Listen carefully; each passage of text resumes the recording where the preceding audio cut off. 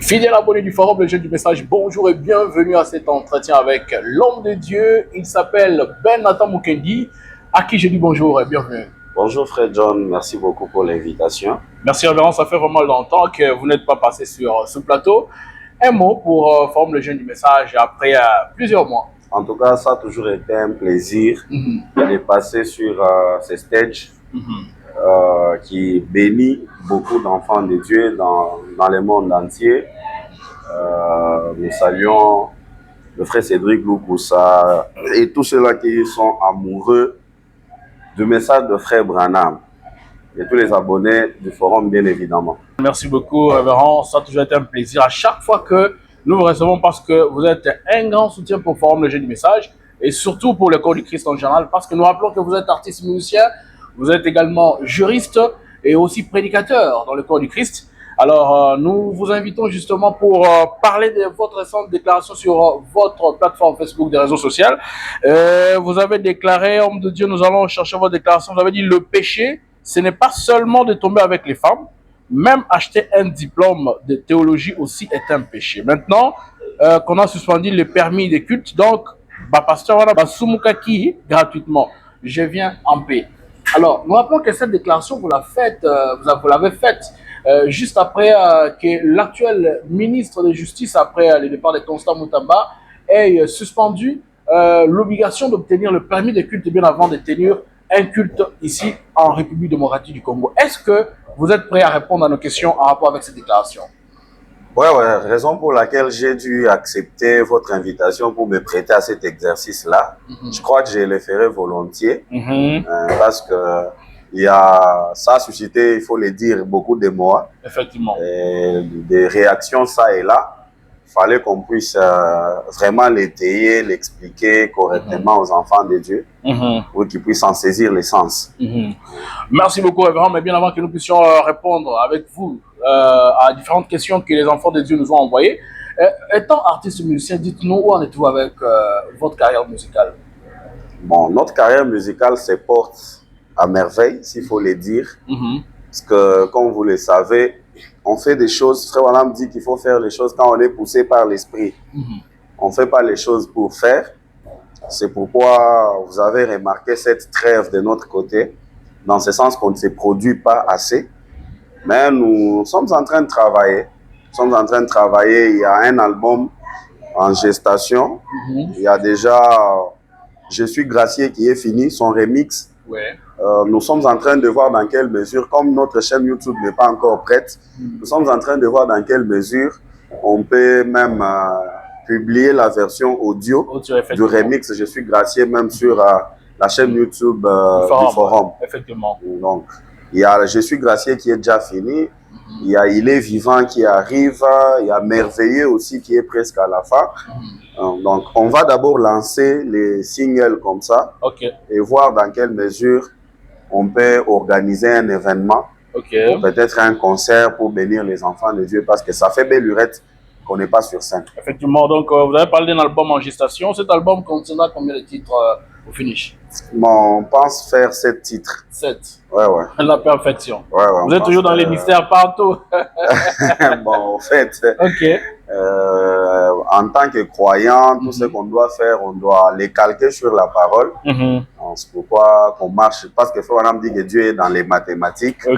On a voulu faire toujours. Le premier album avait 7 titres.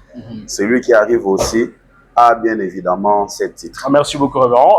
On constate que lorsque vous chantez, vous essayez d'aborder beaucoup plus le côté mystère du message.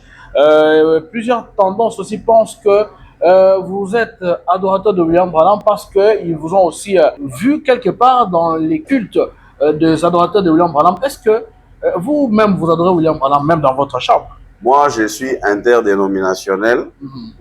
Frère Branham dit que quand on vous invite, on vous a honoré. Partout où l'on m'invite, bien évidemment, là où il n'y a pas, là où on ne blasphème pas contre le Saint-Esprit, là je ne pars pas. Mais il faut souligner que dans ces glorieux messages ici, il y a beaucoup de divergences, il y a beaucoup d'opinions, il y a beaucoup de courants, il y a beaucoup de vagues. Et dans toutes ces vagues-là, il y a une part de vérité. Donc, tout ce qui s'est fait chez les adorateurs de Frère Branham, au nom du message, n'est pas toujours faux. Ok. Tout comme ce qui s'est fait aussi chez les adorateurs de Jésus-Christ, qui n'est pas toujours faux. Donc, moi, je crois qu'il y a une part de vérité dans tout le mouvement, que ce soit chez les non-révélés, que ce soit chez tout le monde là. Sur la question de l'adoration, je crois que j'ai toujours été clair dans toutes les émissions qu'on a eu à faire avec vous, parce que c'est la question qui a toujours fait surface quand je suis sur un plateau de télévision, un plateau du forum. On me pose toujours cette question-là. Je l'ai toujours répondu. J'ai toujours dit que j'adore les Jéhovah de l'Ancien Testament, qui est Jésus-Christ dans le Nouveau, et qui, conformément à Luc 17:30, était dans la chair appelée William Marion Branham. Donc, c'est ça l'adoration pour moi. Donc, Dieu qui William Branham est Dieu aujourd'hui, c'est ça? Dieu qui est esprit, Dieu qui est esprit, il utilise des masques, il prend des formes. Et la forme actuelle du Seigneur Jésus-Christ, la forme que Dieu a prise en ces temps de la fin pour accomplir beaucoup de promesses, cette forme-là, c'est la forme de William Marion Branham. Je parle de la forme de William Marion Branham. Même si cette forme-là, aujourd'hui, elle est dans la tombe, cette forme-là n'est pas physique aujourd'hui. Non. Quand on parle de la forme, on parle pas, on ne fait pas, on se cramponne pas à l'homme. On parle de la dispensation. Frère Branham couvre la dispensation, toute la dispensation entière. Si bien que son corps ne soit pas là, mais il est la manifestation de Dieu pour la dispensation toute entière. Merci, Révérend. J'espère que je ne vous ai pas provoqué. C'est pourquoi lui-même disait que si on vous disait que William Branham est mort, il ne faut pas croire à ces incrédules-là qui disent ça. Merci beaucoup, Révérend. Nous espérons qu'on ne va pas vraiment déranger du côté ministériel. Nous reviendrons avec des sujets purement prédication, où vous allez vraiment éclairer la lanterne des enfants de Dieu sur plusieurs questions de la parole. Je crois qu'aujourd'hui, c'est pour une autre question, comme nous l'avons introduit. Alors, Révérend, on vous voit souvent dans des retraites sur des montagnes, vous allez faire des prières, vous allez avec des frères, vous allez vous-même, vous pouvez aller là-bas faire une journée, 2 journées, je ne sais pas si vous allez un peu plus que ça. Vous allez nous dire ici, au cours de cette émission, qu'est-ce qui vous attire spécialement dans des montagnes? Le prophète dit, je crois dans écouter sa voix. Je crois qu'il demande aux gens de garder les moments de tranquillité dans leur chambre, dans les bois et partout. L'apôtre Paul dit aussi qu'il veut que les hommes puissent prier en tout lieu, qu'ils puissent élever leurs mains vers Dieu, ainsi de suite. Mais le prophète Branham insiste beaucoup plus sur les caractères spécial des bois. Donc, toute personne spirituelle sait que quand vous êtes au contact avec la nature, vous renouvelez des énergies spirituelles. Donc, je passe souvent de temps dans les montagnes pour prier, me consacrer, parce que quand vous faites l'œuvre divine, vous êtes au contact avec les mauvais esprits. Il faut que les surnaturels puissent être là. Et les surnaturels, le prophète dit que ça vient dans la prière et les consécrations. Alors, les frères qui sont amoureux de la prière, quand ils me voient monter à la montagne, souvent ils viennent, on part, on prie, on rentre. Parce que les disciples n'est pas plus grand que son maître, mais un disciple accompli est comme son maître. Le prophète Branham aimait beaucoup prier dans les bois. Frère John, je vous assure, dans les bois, il y a quelque chose de spécial. Il y a Dieu. Dieu est partout. Et vous en avez vraiment des témoignages et tout, donc. De nombreux témoignages. Est-ce que votre église ou votre pasteur Salem Mosaïlo, nous rappelons que vous êtes fidèle à l'église Hosanna Tabernacle du pasteur Salem Mosaïlo, je crois que c'est sur Première Rue. Je crois, est-ce que votre pasteur vous soutient dans toutes ces démarches, toutes ces montagnes que vous faites et tout? Bon, il faut rappeler ici que je ne fais pas des montagnes de prière comme les font les pentecôtistes. Les dénos et tout, voilà. Ils font les directs là-bas. Non, moi je ne peux pas prier. Je ne peux pas prier, c'est une initiative personnelle. Et aussi, il faut souligner que depuis le mois d'août, j'avais commencé l'évangélisation. Hosanna Tabernacle reste mon quartier général.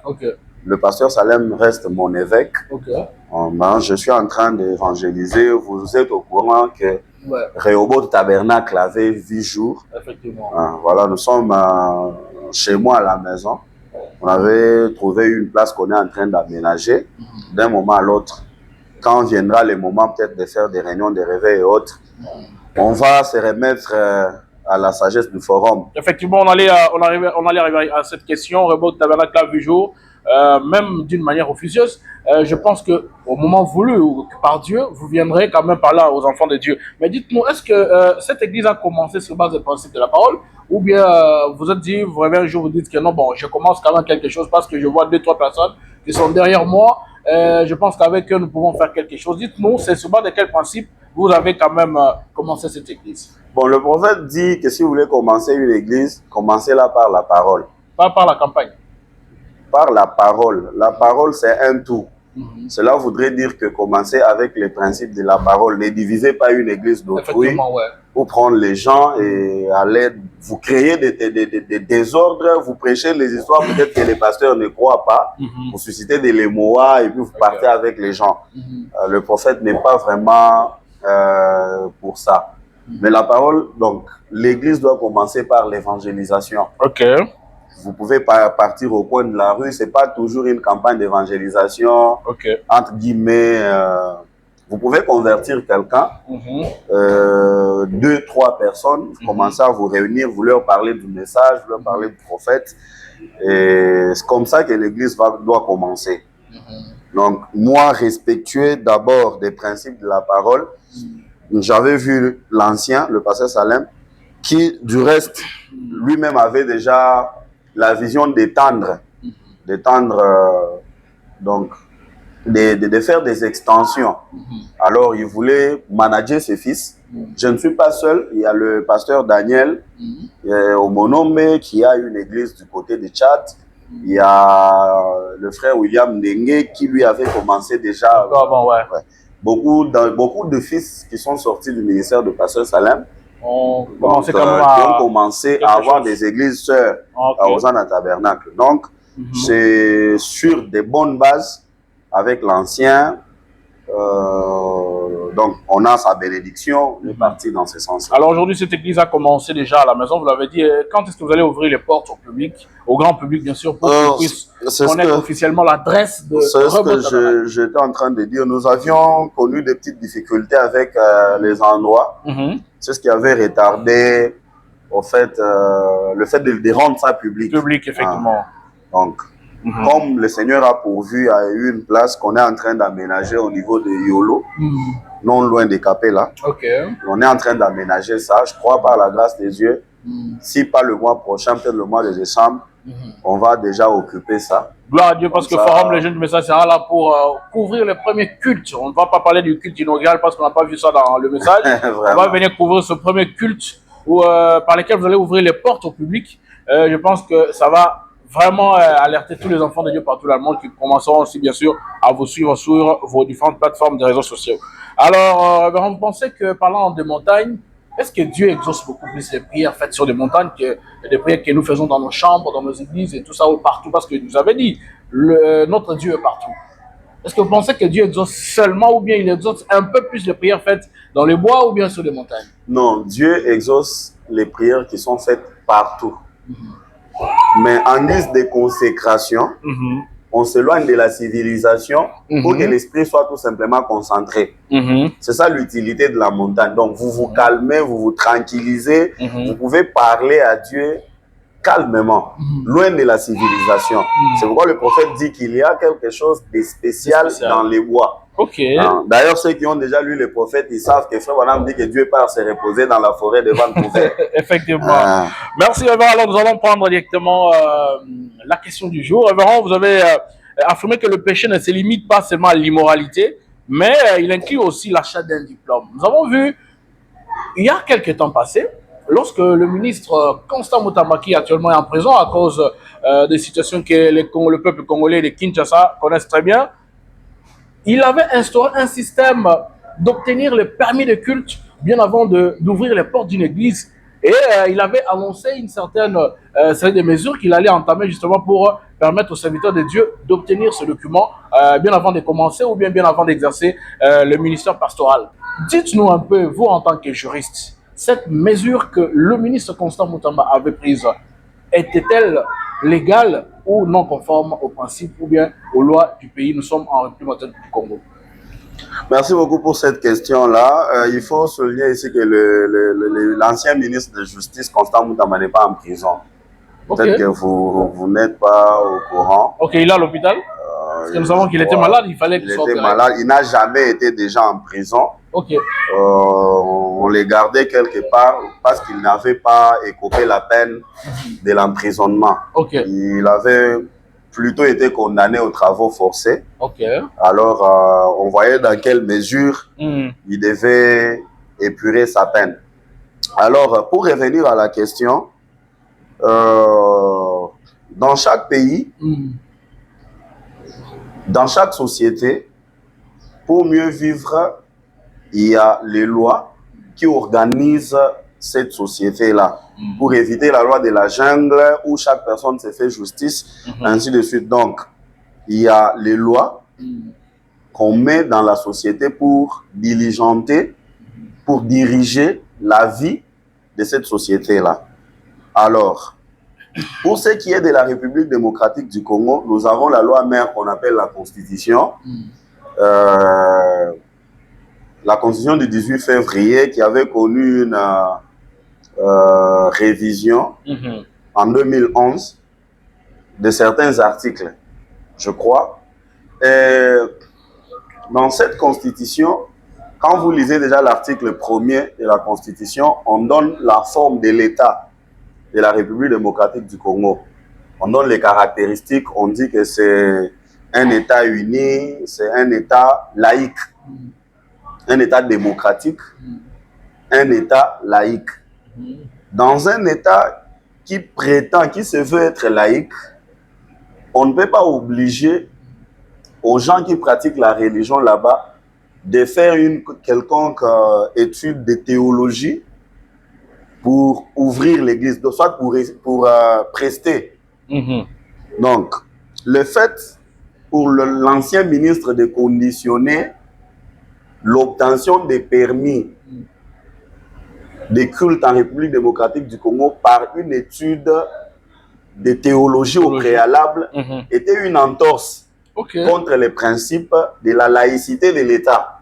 Parce que ces principes-là, consacrés à l'article 1er de la Constitution, comme j'étais en train de le dire, la Constitution du 18 février 2006 telle que modifiée à ce jour, quand vous prenez l'article 1er de la dite Constitution, il est dit, l'article 1er dispose ceci: la République démocratique du Congo est dans ses frontières du 30 juin 1960 un État de droit, indépendant, souverain, uni et indivisible, social, démocratique et laïque. Et ce principe de laïcité ici est bien élucidé à l'article 22 de la même Constitution qui dispose ceci: toute personne a droit à la liberté de pensée, de conscience et de religion. Toute personne a le droit de manifester sa religion ou ses convictions, seul ou en groupe, tant en public qu'en privé, par les cultes, l'enseignement, les pratiques, l'accomplissement des rites et l'état de vie religieuse, sous réserve du respect de la loi, de l'ordre public, de bonnes mœurs et des droits d'autrui. Ça, c'est ce que la Constitution dispose. Au fait, la Constitution consacre, voulais-je dire. Alors, vous remarquerez que, étant donné qu'on a la liberté de religion en République démocratique du Congo, et la dite liberté qui doit s'effectuer dans le respect de la loi, des bonnes mœurs et des droits d'autrui, cette liberté, pour ce qui est des églises, les églises en République démocratique du Congo, comme on n'a pas une religion d'État, les églises sont considérées comme des ASBL. Ils fonctionnent selon la loi de 2001. Et dans cette loi-là, on ne demande pas aux églises, soit aux représentants légaux des églises, d'être détenteurs d'un diplôme de théologie au préalable. Alors, c'était au fait une entorse que l'ancien ministre de Justice avait introduite. Voyez? Alors, parce que vous ne pouvez pas demander à quelqu'un de Bouloudia Congo, des églises de Noirs, d'aller faire la théologie classique pour qu'il puisse ouvrir son église. Parce que lui, déjà, son Dieu, c'est pas Jésus, c'est pas Jéhovah. Son Dieu, c'est Nzambiampungu. Il va faire quelle théologie? Vous n'allez pas demander à quelqu'un qui adore les arbres, parce qu'on reconnaît la liberté des religions en République démocratique du Congo. Un État laïque. Vous n'allez pas demander à quelqu'un qui adore les arbres d'aller faire une théologie avant d'ouvrir son église qui adore les arbres. Soit quelqu'un qui adore les ancêtres, de faire une théologie classique ici pour bien évidemment pratiquer sa religion. Donc c'était une entorse vraiment. C'était une entorse au principe de laïcité, de la République démocratique du Congo. Donc le nouveau ministre, ce qu'il a fait, enlever au fait cette mesure-là des permis de culte, a remis les pendules à l'heure. Il a juste remis les choses telles que c'était inscrit par la loi, vous l'avez dit. Parce que quand vous commencez une église étant considérée comme une asbel, une personne morale, vous devrez normalement avoir une personnalité juridique.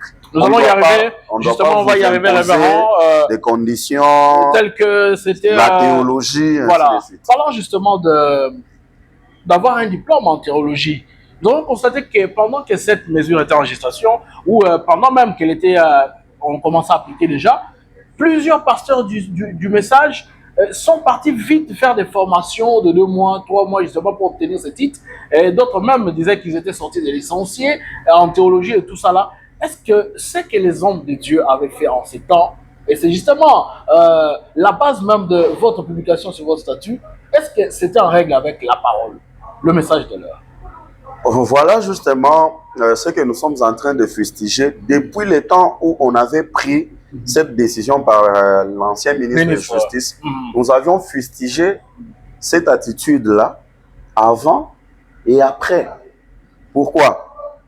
Parce que nous sommes un peuple prophétique. Amen. Nous sommes régis par le message d'un prophète.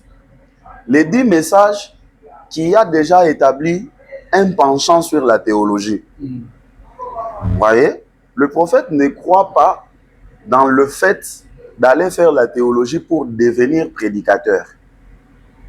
Il faut établir cette nuance-là. Le prophète ne croit pas que pour devenir prédicateur de l'évangile, vous devez être un théologien. Le prophète croit plutôt que vous devez avoir un appel divin. Dieu doit vous appeler, c'est la première des choses, et vous devez avoir une expérience surnaturelle avec ces dieux-là qui vous appellent, qui vous envoient. Mais, dans les soucis peut-être d'avoir, entre guillemets, une connaissance approfondie, un pasteur du message peut aller faire la théologie comme étude, comme moi qui ai fait le droit. Les pasteurs qui trouvent qu'il a des insuffisances, les messages ne lui conviennent donc, ne comble pas ses lacunes. Il trouve qu'il doit maîtriser l'eschatologie, il doit maîtriser les mots théologiques là, il doit comprendre l'histoire de la Bible, l'histoire de l'Église, ainsi de suite. Il doit aller faire les études de théologie. À titre personnel, n'engageant pas le prophète, il est libre. Il est en fait libre parce qu'il faut rappeler ici que la théologie, à l'université, c'est une faculté comme le droit, la médecine, ainsi de suite. Maintenant, un pasteur qui, dans ces soucis-là, de combler ses lacunes, d'avoir une connaissance approfondie, de se documenter, il juge bon d'aller faire la théologie. Je n'ai pas à condamner ces pasteurs-là.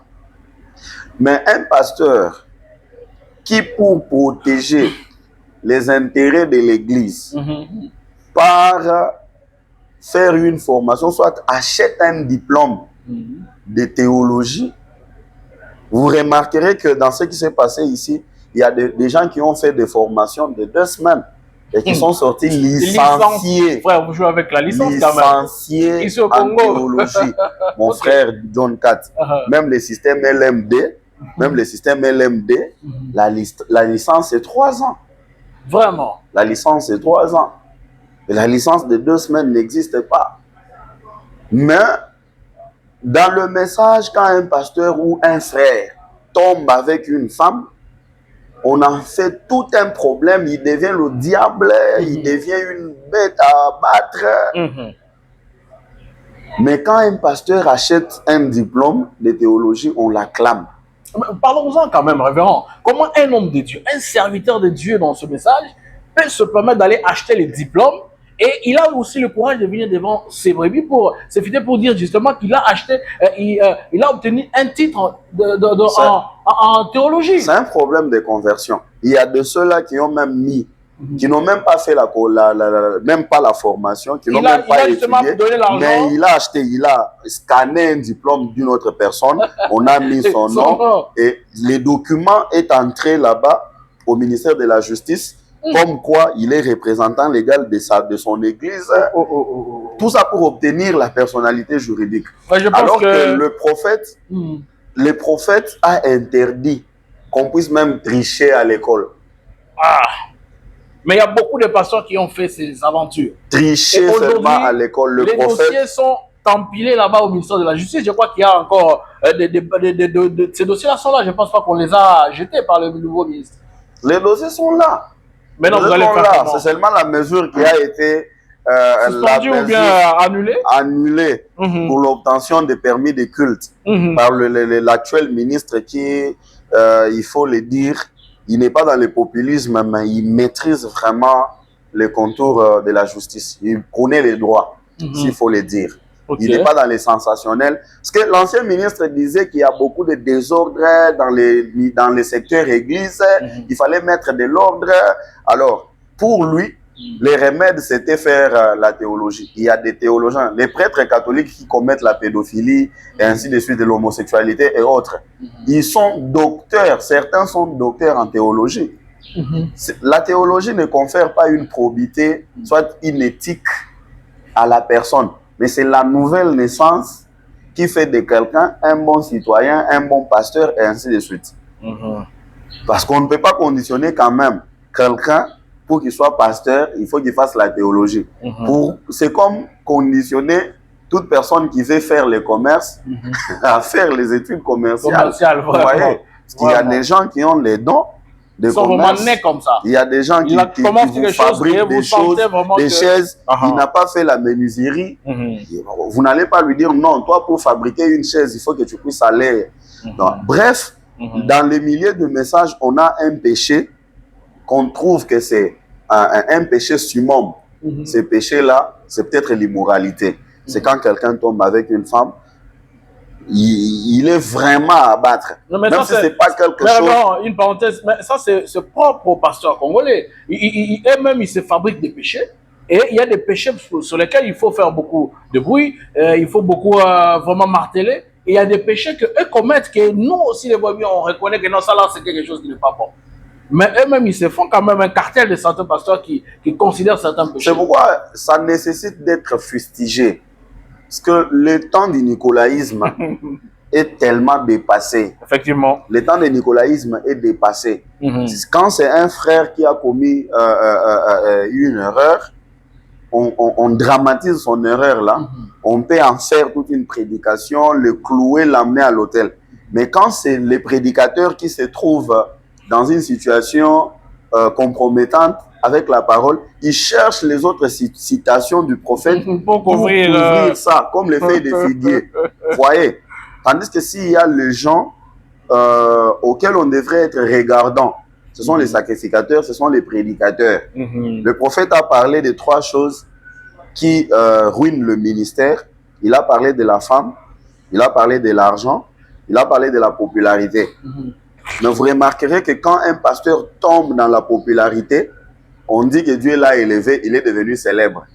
Quand il tombe dans la cupidité, on dit que Dieu l'a béni. Quand il tombe dans l'amour de l'argent, il pense que Dieu l'a béni.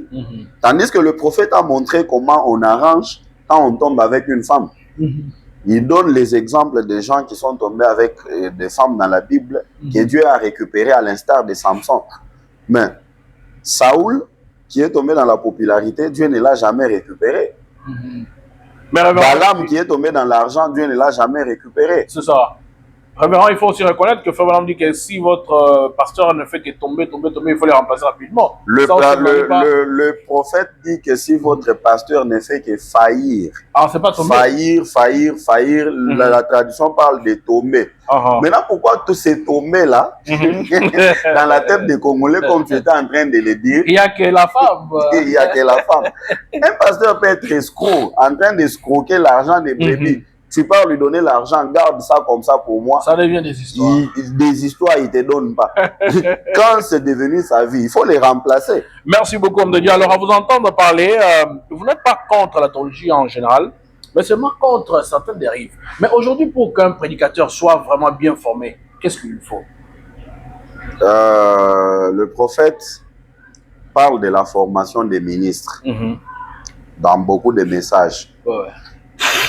D'abord, un prédicateur, le prophète dit qu'il doit avoir un dépôt. Un prédicateur doit beaucoup lire. Beaucoup. Lire le message, la Bible. La Bible, le message. Il doit aussi être quelqu'un d'instruit, quelqu'un de cultivé. Vous voyez, le prophète, on dit toujours qu'il était un primérien, qu'il ne connaissait rien. Mais le prophète était un homme instruit. Le prophète lisait beaucoup de livres. Vous allez vous rendre compte qu'avant de prêcher les 70 semaines de Daniel, le prophète a lu les livres de l'astronomie, il a lu les martyrologes, il a lu les 2 Babylone d'Islope, il a lu un tas de livres. Le prophète, c'était vraiment quelqu'un d'instruit. Un prédicateur se forme par la prière aussi, parce que Frère dit que Dieu donne la révélation au moyen de la prière. Quand quelque chose semble au-delà de votre portée, vous prenez l'échelle de Jacob, qui est la prière, vous priez et Dieu vous donne la meilleure compréhension. Un prédicateur est aussi formé par les mentorats. Son père dans la foi. Son père dans la foi, le pasteur. C'est pourquoi le prophète voudrait à ce que le pasteur puisse toujours au minimum avoir un degré de connaissance plus élevé que les gens qu'il est en train de diriger. Alors, quand vous avez un pasteur, un ancien versé dans les Écritures, comme Gamaliel l'était pour Paul, vous verrez que si bien que la personne humaine puisse être teintée de limites, n'étant pas omniscient, mais il doit au moins être un repère. Donc, il y a certaines choses que le prédicateur, par la lecture, par la compréhension que Dieu lui donne lui-même, peut se compléter, s'auto-former. Mais il faut qu'il puisse d'abord avoir un mentor qui soit un enseignant de la parole, qui maîtrise la parole. Et c'est comme ça qu'un ministre se forme. Ce mentor-là, il va les former comment? Par des réunions de ministres, par des prédications qu'il suit régulièrement, ou bien ça se passe? Les prédications d'abord qu'on est en train de donner à l'église, là, ça forme aussi les prédicateurs. Mais les ministres, normalement, quand vous êtes sous un ministère, l'ancien doit veiller à encadrer les jeunes ministres, à encadrer les gens qui aspirent aussi au ministère. Donc, leur montrer par exemple comment un ministre se comporte, comment il doit se marier, sa vie par exemple. Il prend les versets de la Bible, les citations du prophète, il étaye ça pour former bien évidemment les gens qui aspirent au ministère et les ministres qui sont sous sa houlette. C'est ça même l'importance des réunions des ministres dans une église. Merci beaucoup, révérend. Mais nous constatons aussi beaucoup de publications ou de pasteurs dire devant les recherches que si le ministre Constant Mutamba, l'ancien ministre de Justice en R de Congo, a eu des ennuis aujourd'hui, c'est justement parce qu'il avait touché à cette histoire de permis de culte et tout ça là. Il avait bougé vraiment les églises en son temps. Est-ce que vous partagez aussi cet avis?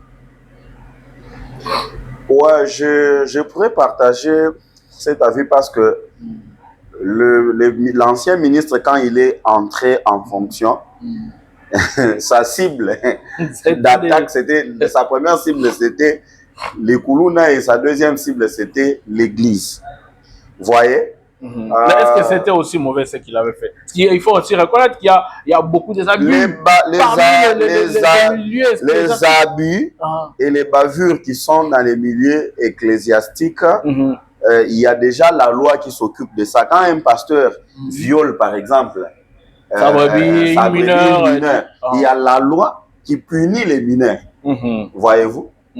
Donc, il faut tout simplement dénoncer, par exemple, cet acte-là. Quand l'acte est déjà connu, que les magistrats s'en saisissent du dossier et que les pasteurs soient déférés devant les instances, qu'ils soient déférés devant son juge naturel, qu'ils soient punis conformément à la loi s'il est bien évidemment reconnu coupable des faits qui lui sont reprochés. Voilà. Donc, lui ne pouvait pas venir dire que ces bavures-là devraient être corrigées par la théologie. Non, la théologie, c'est comme les droits. Il y a les avocats qui commettent les bavures, qui commettent les infractions. Il y a les juges qui commettent les infractions. Parce que l'homme, naturellement, comme ça, est sujet à des faiblesses, il est sujet à beaucoup de choses. La loi réglementait déjà ça, mais lui avait voulu en faire un peu de trop. Mais maintenant, pour les cas spécifiques qui nous est arrivé, nous, du message, parlons notamment de l'aspect ASEMTEF, qui est, comme vous le savez, jusqu'au jour d'aujourd'hui, on ne sait pas qui tient la tête de cette structure. Est-ce le pasteur Carlos Baouti, qui se reconnaît avec des ASEMTEF, ou c'est le pasteur André Vibidila Mouanamanyanga, voulais-je dire, du tabernacle de Moujimaï. Il y a eu du désordre, on parle même de corruption des pasteurs qui envoient des gens avec l'argent pour aller corrompre afin de se maintenir comme, on va parler d'évêques, des structures. Est-ce que vous avez aussi... comment avez-vous fait cette analyse aussi? La popularité. C'est ça. C'est la popularité. Ok. Le prophète a déjà montré comment les églises doivent fonctionner. C'est ça. Chaque église doit être souveraine. Vous voyez? L'église doit être souveraine. Le Branham Tabernacle est une fondation. Le statut juridique du Branham Tabernacle, c'est une fondation. Si, par exemple, on adoptait, on copiait l'exemple du Branham Tabernacle, chaque église serait une fondation. Voilà. Une fondation avec sa propre personnalité juridique, fonctionnant conformément à la loi et à ce que la parole enseigne. Le pasteur de l'église qui est souverain, qui enseigne ce que le Saint-Esprit lui dicte, quand il sort de la parole, les principes de la parole sont établis. Mais quand on commence à se choisir des évêques, quand on veut avoir une représentation au niveau de l'État, quand on veut qu'on nous reconnaisse que la communauté du message doit avoir son représentant légal, parce que quand il y a l'argent qui sort, le quota des églises... Dans cette histoire, il y a aussi problème. Non, mais il y a l'argent. Oh, en fait, l'État congolais reconnaît quand même... Il y a l'argent, mais quand, par exemple, l'État congolais veut consulter les confessions religieuses et que vous êtes connu, quand vous allez rencontrer le président de la République, les enveloppes, c'est dispatch. On connaît. Rencontrer le président de la République, avoir cette notoriété-là, c'est ça. Là, c'est François même. Il y a l'argent là-bas. Parce que depuis la nuit des temps, même quand l'ancien Baouti était vivant, pour que vous puissiez avoir, comment ça s'appelait encore, c'était un certificat pastoral ou quelque chose comme ça qui se vendait à $50. Ah bon? Il y avait la copie de la personnalité juridique qui était, je pense, à 10 ou $15 à l'époque. Maintenant, quand vous prenez... Et aussi les cotisations mensuelles. Quand vous mettez d'abord les cotisations mensuelles à côté, imaginez qu'à Kinshasa, qu'on puisse avoir 1000 assemblées du message. D'ailleurs, il y a plus que ça. Prenons seulement 1000 assemblées du message. Fois $15. Quand vous prenez $15 fois 1000, vous avez combien? 15 000. Quand vous prenez maintenant les $50 de permis, c'était, j'oublie encore les termes appropriés qu'on donnait à $50 à l'époque, fois 1000 pasteurs, ça vous donne combien d'argent? Là, c'est une fois pour toutes, c'est pas à chaque année ou chaque mois. Mais ça vous donnait combien d'argent? Les cartes missionnaires qu'on donnait là, c'était ça, $5. Fois 1000 encore, ça vous donne combien d'argent? Et même dans les histoires que Constant Moutamba avait instaurées, les permis de conduire là, qu'est-ce que j'ai dit? Les permis de culte. Les permis de culte là, c'était renouvelable. Il y a ceux-là qui en avaient d'une année. Donc, il y a les cotisations qui se font tous les jours ici, comme dans chaque aspect. Vous voyez qu'il y a les caractères pécuniaires qui entrent en cause, en compte. Dans ces histoires-là, il y a la popularité. Si on veut convoquer les représentants légaux des églises et la communauté du message étant reconnue, qui ira rencontrer le président de la République? Mais qu'est-ce qui peut empêcher qui va bénéficier, qui va récupérer l'enveloppe, les quotas que le président de la République va donner? C'est la bataille autour de ça qui a engendré le dédoublement des ACMTF. Mais il y en a aussi qui se posaient la question de savoir mais pour quelle raison un camp ne pouvait pas choisir de créer une ASBEL avec une autre dénomination au lieu de se tirailler sur justement ce nom qui a existé depuis des années. Qu'est-ce qui empêchait? Est-ce que le caractère de durée aussi avait de l'importance au niveau du ministère de la Justice? Frère John Cat, vous savez, c'est difficile à dire, à affirmer, mais il faut quand même qu'on l'affirme. Tu sais que nous, les prédicateurs, on a du mal à vivre la parole. C'est comme si on prêchait la parole pour les brebis, les croyants. Nous ne sommes pas les brebis. Vous voyez déjà, on appelle les autres là brebis. C'est comme si nous, on n'était pas les brebis. Nous tous là, nous sommes les brebis de la parole du souverain berger. Vous voyez, frère John Cat, le prophète, en enseignant l'agneau et la colombe, le prophète a dit que l'agneau perd ses droits. Mais regardez les comportements de nos anciens là qui étaient en train de se disputer, les leaderships et les patriarcats des ACMTF. Vous avez remarqué les caractères des agneaux dans l'un des camps? Non, les jeunes qui voulaient faire voir aux vieux qu'ils avaient la nouvelle énergie, qu'ils étaient de la nouvelle génération, comme ils le disaient, les Quinois, et ainsi de suite. Il n'y avait pas les caractères des agneaux dans leur chef. Les vieux aussi de même, il n'y avait pas un esprit rassembleur. Il n'y a pas eu un vieux qui a, par exemple, fait un pas pour aller entendre les camps des jeunes. Vous voulez quoi? C'est que nous sommes en train de faire jette l'opprobre sur le message, sur la cause que nous défendons. Trouvons un terrain d'entente. Non, mais révérend, il faut le dire aussi. Quand le pasteur André Bibidi a organisé la première réunion, l'Assemblée générale avec les gens qui étaient dans son ASBEL, il avait reconnu qu'il voulait laisser cette histoire des ACMTF. Mais par contre, c'est vous les prédicateurs, je ne parle pas de vous spécialement parce que je ne vous avais pas vu là-bas, les prédicateurs qui sont dans les ACMTF avaient demandé au vieux de ne pas laisser. Il lui avait encouragé à aller de l'avant. Lui voulait déposer. Ce n'était pas justement l'ancien qui avait décidé d'une manière autoritaire que non, en tout cas, on doit récupérer la semaine. Moi aussi, je n'ai pas ici dit que l'ancien, pour qui j'ai beaucoup d'estime, il faut rappeler ici que quand vous remontez ma généalogie, vous allez retrouver que l'ancien Fibidila sera l'évêque de mes évêques. Vous voyez? Donc c'est un patriarche. C'est un patriarche, comme Dieu n'a pas de petit-fils. Voilà. En rapport à la logique naturelle. C'est un père, vous voyez? C'est un père pour qui j'ai beaucoup d'estime. Je ne dirais pas ici que c'est un dictateur qui s'était pris au moyen de la dictature, qui s'était imposé, voulais-je dire. Mais tout ce que je suis en train de dire, quand la situation a semblé dégénérer, il fallait peut-être approcher ces camps-là comme un père, rencontrer le jeune, le pasteur Carlos par exemple, lui montrer les dangers qu'ils étaient en train de faire courir le message du point de vue de la réputation, de voir qu'un papa avec un fils sont en train de se disputer la personnalité juridique de quelque chose de terrestre.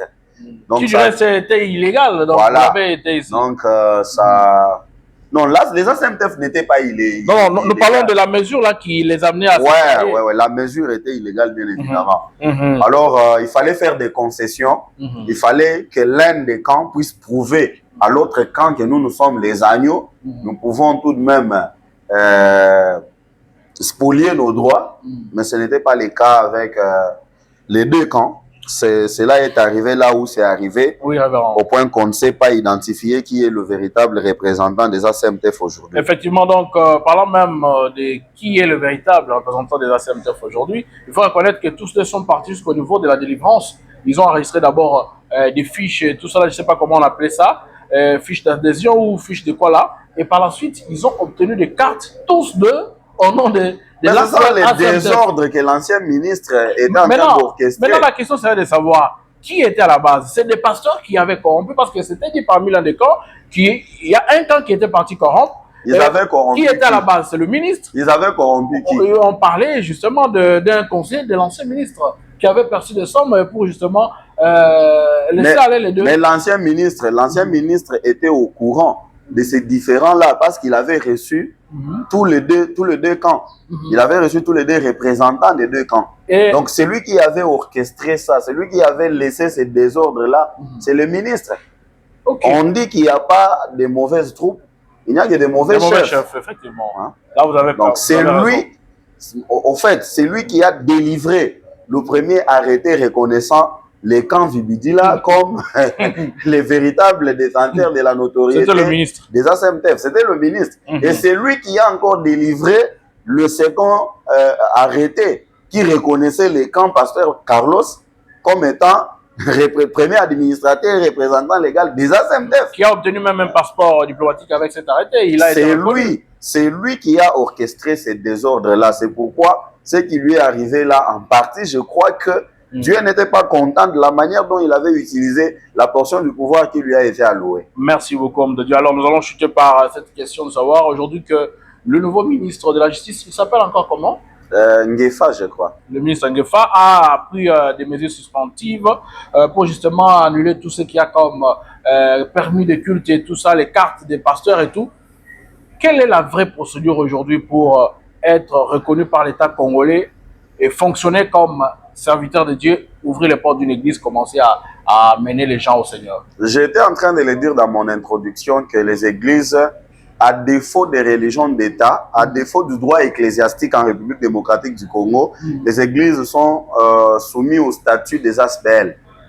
Quand quelqu'un veut ouvrir une église, il va rédiger les statuts de son ASBL et chercher à notarier ces statuts-là et pour obtenir la personnalité juridique. Quand vous avez la personnalité juridique de votre ASBL, c'est pourquoi j'étais en train de parler, par exemple, de ceux qui font des églises, des fondations, à l'instar du Branham Tabernacle.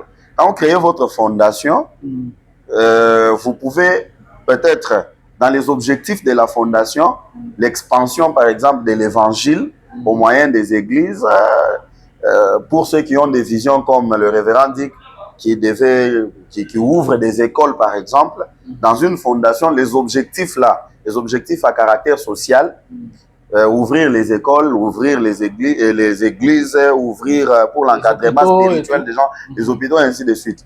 Quand vous avez les statuts de votre fondation notariés, l'État vous donne la personnalité juridique en tant que fondateur de votre fondation, et puis vous pouvez fonctionner conformément aux prescrits de la loi et de ce que la parole met en exergue pour être serviteur de Dieu. Mais il y en a qui parlent aussi du F92. C'est quoi le F92?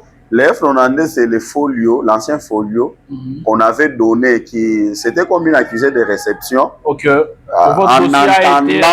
En entendant l'obtention des documents de la personnalité juridique. Parlons justement de... vous avez parlé de quoi? D'un document qui devait être rédigé. C'était quoi encore? Les statuts. Les statuts. Qui devait faire partie des signataires de ces statuts pour une église locale? Pour une église locale, il y a le pasteur, fondateur de l'église. Lui-même. Les administrateurs aussi. De ce temps-là. Mais avec le temps, on constate qu'il y en a qui quittent l'église et ça devient un problème. Non, mais ça reste justement dans... Au fait, les institutions sont faites pour durer longtemps, même après le départ de leur fondateur. Parce que le nom du pasteur peut rester sur les documents, mais quand il meurt, il n'est plus là. Mais son nom, on le reconnaît comme ça, comme fondateur. Même quand l'autre le succède là, mais les documents qui a fondé, qui a commencé cette œuvre-là, a le nom du fondateur, par exemple. Le fait que les administrateurs aient quitté, on peut mettre les statuts à jour. Voyez-vous? Là, c'est par exemple par le canal d'une assemblée générale. Il faut faire une assemblée générale justement pour décider. Mais si la personne-là n'a pas assisté à l'assemblée générale, comment vous allez faire alors qu'il est vivant? Mais l'assemblée générale, quand on parle de l'assemblée générale, on met en exergue la loi de la majorité, non? On met faut qu'il y ait un tiers, 2 tiers et tout. La seule personne empêchée ne peut pas... Non, mais s'ils sont à 4 et que le pasteur reste avec 2 personnes, les 4 sont partis. Mais l'Assemblée générale, ce n'est pas les 4 là. L'Assemblée générale, c'est l'ensemble de l'Église. Quand ils veulent l'adopter, prendre des décisions, ce n'est pas les groupes restreints là qui va empiéter sur la souveraineté de l'Église. Quand il y a des décisions qu'on veut prendre sur l'Église, il faut qu'on les amène devant l'Église pour que l'Église puisse voter ça. Est-ce que ça, là, on l'écrit aussi dans ces règlements-là? Dans les statuts? Normalement, l'Assemblée générale, c'est ça. C'est toute l'ensemble de l'Église. C'est ça l'Assemblée générale dans les cadres des ASBL. C'est ça. Mais pasteur, homme de Dieu aujourd'hui, d'ailleurs, je vous ai appelé pasteur, vous l'êtes aussi. Il faut préciser, les assemblées, les ASBL fonctionnent comment? Ils ont les organes. Ils ont des organes qui dirigent le conseil d'administration, les administrateurs, ainsi de suite. Et il y a les membres, les adhérents de cette communauté. C'est ça, maintenant, tous les laïcs et tout. Maintenant, quand vous rassemblez tout le monde là, c'est ça qu'on appelle Assemblée générale. Donc, c'est d'ailleurs l'Assemblée générale qui est l'organe délibérant au regard de la loi de 2001. Qui organise les ASBL en République démocratique du Congo. Mais homme de Dieu, nous constatons aussi qu'aujourd'hui, il y a des pasteurs qui, au lieu de mettre les noms des administrateurs, ceux qui sont quand même des responsables ou les anciens dans l'église, ils préfèrent mettre les noms de leurs femmes. Un peu ce qu'ils font pour lorsque par exemple l'église a assez d'argent, ils s'achètent une parcelle et tout. Il met les noms de sa femme, comme les associés dans cet ASBL, et il met les noms de ses enfants et tout. Qu'est-ce que vous voulez dire par rapport à ça? C'est une malhonnêteté, tout pur et simple. C'est une malhonnêteté quand... Parce qu'ils savent que si on plaçait une personne étrangère, demain il peut changer de vision. Il peut commencer à critiquer le pasteur. La loi a réglementé toutes ces choses-là. Même la parole a aussi réglementé toutes ces choses-là. Quand il y a quelqu'un qui, dans une cause noble, qui trouve que le pasteur, ce qu'il est en train de faire là n'est pas la parole, il doit le dire conformément à ce que la parole décrit, à ce que la parole préconise, dans le respect, ainsi de suite. Mais vous êtes par exemple fondateur, vous avez volé l'argent, vous ne voulez pas y aller, il y a les sanctions disciplinaires, il y a tout dans les règlements intérieurs qui prévoient et tout ça.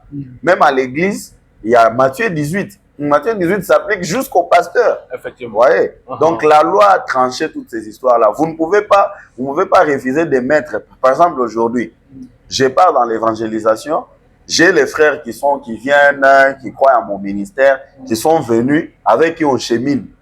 Ces frères-là, quand on veut commencer une église, si c'est dans le cadre d'une fondation, je peux être fondateur, je peux mettre le frère David et les autres frères qui sont avec moi là, les administrateurs sur les documents, ainsi de suite. Demain, quand ils vont changer les idées, ils ne vont pas vous combattre et tout. Je suis fondateur. Vous perdiez. Je suis fondateur. Même si c'est les membres de l'église, ou bien ceux qui viennent vous soutenir ont donné plus d'argent, ou bien plus de moyens pour maintenir la vision, en tant que fondateur, vous avez le droit de les chasser? Non, non. Quand vous voulez chasser quelqu'un dans le cadre de l'ASBL, ça doit être conformément au règlement, vos propres intérieurs, les règlements intérieurs que vous avez édictés. Et ces 10 règlements intérieurs-là sont opposables à tous. On peut même les opposer à vous, les fondateurs. Vous pouvez être frappé par si vous présentez des manquements graves. Tout de même, vous aussi, vous pouvez être évincé. Merci Donc, beaucoup. la loi était tout ça. Même si dans la pratique, c'est un peu compliqué. Merci beaucoup, révérend. Alors, je pense que toutes ces pratiques ici que je venais de vous présenter, malheureusement, c'est ce qui se passe dans le milieu du message. C'est une malhonnêteté. Des pasteurs malhonnêtes, ils prennent vraiment les documents de l'église, ils mettent au nom de ses enfants et sa femme. Nous, on vient contribuer, on vient chaque fois, on pense que c'est un Normalement, quand l'église c'est grave. Quand l'église a une personnalité juridique et que quand l'église a une personnalité juridique, l'église devient une personne morale. Donc, on peut mettre les noms de l'église sur les documents, sur les certificats d'enregistrement. On peut mettre les noms. C'est une personne morale, mais qui est animée par des personnes physiques. C'est ça. Avec un représentant légal qui peut être le pasteur. On ne peut pas acheter une parcelle au nom. Donc, je suis pasteur, je commence l'initiative de l'achat parcelle de l'église. On achète la parcelle et moi, je prends la parcelle, je mets à mon nom. Au nom de ça ma devient famille, comme mon bien. Un bien privé. Et quand je ne suis pas là, ma famille peut venir réclamer. Ça, c'est une malhonnêteté. La femme commence à dire non, non, nous avons le droit, c'est notre parcelle. Si vous avez un certificat qui a un autre nom différent du nom de mon mari, venez le présenter.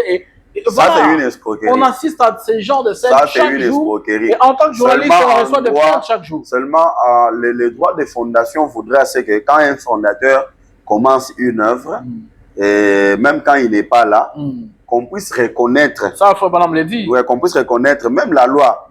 La loi reconnaît les droits d'auteur, les droits intellectuels, ainsi de suite. Donc, les droits extra-patrimoniaux, comme on les dit en droit. Alors, et un conseil aussi à toutes ces femmes des serviteurs de Dieu, des veuves, qui retiennent les documents de l'Église sous prétexte que leur mari aurait dit que, bien avant de quitter la terre, avait dit que ces documents, la parcelle là serait la parcelle propre, leur bien personnel, leur bien de famille, et non un bien public. L'erreur incombe au pasteur. L'erreur incombe au défunt pasteur. Les pasteurs qui font... Parce que quand le pasteur commence cette manœuvre-là alors qu'il est encore en vie, qui commence cette manœuvre-là alors qu'il est en vie, parce que c'est quelque chose qui s'orchestre dans sa maison. Il dit à sa femme, même si je ne suis pas là, regarde ce que ça sera, les documents, et ainsi de suite. Mais si les pasteurs pouvaient dire clairement devant l'église que cette église, c'est la sueur de tous les membres qui sont ici. Et parfois, c'est clair, il n'y a pas des gens qui connaissent les secrets des églises comme les femmes des prédicateurs. C'est tout. Ils connaissent tout. C'est la sueur de tous les membres de cette église ici. C'est les biens communs. Même si je ne suis pas là, les pasteurs qui sera élu, qui me remplacera, qu'ils respectent ces principes ici. Les principes ici. Qu'ils puissent veiller, par exemple, au droit, les pourcentages de la fondation qui revient aux veuves et aux orphelins qui veillent à ça. Qu'ils puissent vraiment prendre en charge la famille du défunt pasteur. Voyez-vous? Alors, si toutes ces histoires-là sont mises au clair avant même le départ, parce que personne ne prévoit sa mort. Mais si le pasteur peut déjà, quand il enseigne l'ordre de l'église, peut étayer toutes ces choses-là, montrer que la parcelle de l'église n'est pas un bien personnel, c'est le bien commun. Donc, malheureusement, ils sont comptés au doigt, grand. Ceux qui peuvent dire clairement les choses comme ça, bien avant de... Oui, ils sont vraiment minimes. Dieu ne manque pas de témoins, mon frère. Dieu ne manque pas de témoins. Il y a même un grand serviteur de Dieu qui, avant de quitter la terre, il a dit que je serais fou si je prenais cette église, je la confie à quelqu'un d'autre qui ne soit pas mon fils. Un grand serviteur de Dieu. Bon, bien évidemment, c'est de l'escroquerie spirituelle. Quand vous avez un fils qui est appelé au ministère et que Dieu, dans sa souveraineté, veut à ce que ces fils-là puissent vous succéder. Si c'est fait en dehors de la politique, c'est pas aussi mauvais que ça. Mais quand vous avez des gens, vous trouvez que ces gens-là sont compétents que votre fils, sont matures que votre fils, ils sont vraiment les serviteurs de Dieu qui peuvent rester avec votre église en dehors de votre fils. Vous dites que vous serez fou si vous mettez ces gens-là. Donc pour eux, mieux vaut tuer l'œuvre, parce que quand on laisse un ministère qui ne soit pas compétent, c'est tuer l'œuvre aussi. Alors merci beaucoup, homme de Dieu, nous sommes contents de cet entretien, vous avez été à la hauteur. À chaque fois que nous vous recevons, nous l'avons toujours dit, vous répondez vraiment avec beaucoup de sincérité, mais beaucoup plus vous vous attelez sur les principes de la parole pour aider les enfants de Dieu qui nous suivent partout dans le monde. Un mot peut-être pour notre fin de mission d'aujourd'hui. Le mot de la fin, je dirais que gardons ces messages honorables. C'est la seule chose précieuse que nous avons. C'est ça notre force. Si chaque personne vivait la parole, on aurait moins de problèmes. Amen. Si chaque personne restait à sa place, on aurait moins de problèmes. Vous voulez commencer une église, ne créez pas de désordre dans votre ancienne église, ne créez pas de problèmes au pasteur pour commencer une nouvelle église. Ne commencez pas par la division. Si vous n'êtes pas d'accord, faites les histoires de la manière dont le prophète a enseigné. Commencez par la parole. Soyez une bénédiction pour vos frères, vos sœurs, tout en gardant la règle d'or selon laquelle ne faites pas à l'autre ce que vous ne voulez pas qu'on vous fasse. Merci beaucoup. Si on marche dans ça, je crois qu'on aura moins de problèmes dans nos milliers. D'accord, révérend, vous nous confirmez au jour d'aujourd'hui que vous avez commencé Rehoboth Tabernacle, pas sur base d'une certaine division, ni avoir de problème avec votre pasteur, que demain ou après-demain, nous n'allons pas assister à des scènes. Non, voilà, quand j'avais quitté là, c'était à cause de ça, c'était à cause de ça, que nous sommes dans un monde où tout peut changer à tout moment. Non. Au fait, je l'ai dit, ma main sur le cœur, que je suis parti avec la bénédiction de l'ancien, le pasteur Salem Mosaïlo. Je n'ai jamais été en froid avec lui, que ce soit sur la doctrine qu'il enseignait, que ce soit... Déjà, il faut que je puisse, si vous le permettez, que je puisse dire quelque chose. Le pasteur Salem, comme toute personne qui a, comme tout être humain, il a ses défauts, il a ses qualités. Mais je peux dire ici que d'abord, c'est quelqu'un de très bien éduqué. C'est vraiment un père. Il a un grand cœur. Moi, j'ai passé pratiquement 7 ans aux côtés de pasteur Salem. Il a ses défauts comme tout être humain, mais je peux dire que c'est un enfant de Dieu. C'est vraiment un enfant de Dieu. Quand vous lui montrez ses torts, que vous soyez grand, que vous soyez petit, il sait les reconnaître. Il sait les reconnaître. Il sait aussi, quand vous avez un problème, il sait comment vous aborder, comment vous corriger. C'est déjà quelqu'un qui n'est pas trop problématique. Donc, si vous avez un problème avec le pasteur Salem, c'est que c'est vous le problème. En gros, ça doit être vous le problème.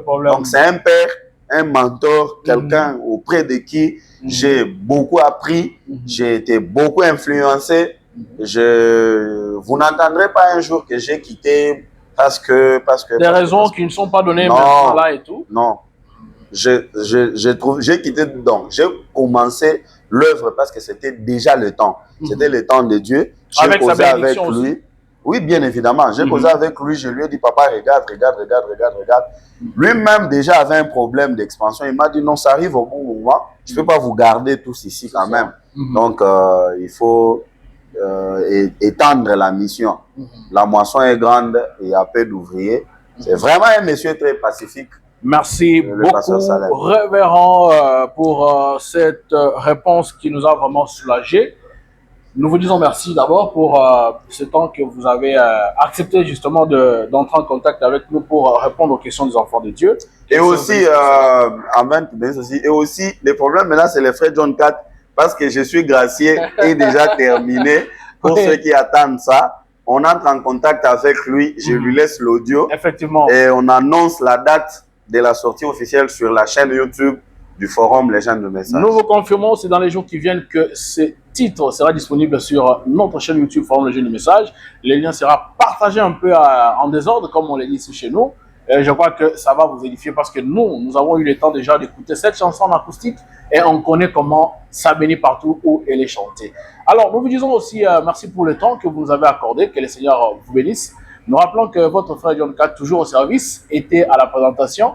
Il ne fallait pas oublier, saluer le révérend Jean-Paul Kapongo Kadjobo qui nous a offert ces cadres. Voilà, que le Seigneur bénisse l'homme de Dieu. DG, merci excellence. Nous lui disons justement merci pour les soutiens qu'il a toujours été. C'est un grand soutien. D'ailleurs, je confirme ici, même s'il n'a pas toujours voulu prendre les devants, je l'annonce ici que c'est lui, le révérend Jean-Paul Kapongo Kadjobo, qui est le partenaire de l'album merveilleux qui arrive. Donc c'est lui qui a donné les moyens pour qu'on fasse les enregistrements là. C'est vraiment une grande bénédiction pour nous dans les camps. Que Dieu les bénisse beaucoup. Si quelqu'un vous dit qu'il a rencontré cet homme de Dieu, le pasteur Jean-Paul Kapongo, il est berger des Lions Tabernacle. Si quelqu'un vous dit qu'il l'a rencontré et qu'il n'a pas été béni financièrement, alors je crois que c'est un mensonge parce que nous tous nous en sommes témoins. Pas seulement financièrement, même spirituellement. C'est un homme de foi. Voilà. Merci beaucoup et que Dieu vous bénisse. À la prochaine. Bye.